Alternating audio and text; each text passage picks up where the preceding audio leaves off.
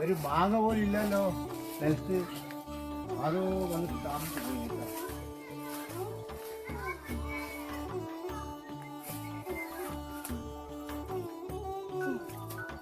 എല്ലാം പോയി.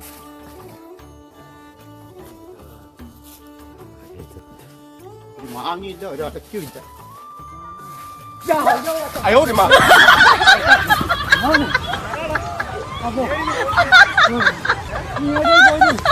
മാങ്ങ കൊടുക്കാൻ വേണ്ടി കാട്ടിനുള്ളിൽ എന്തിനാ പോയി? മാങ്ങാടി ഞാൻ ചേച്ചി അപ്പോ നീങ്ങനെ കത്തിക്കുന്നു.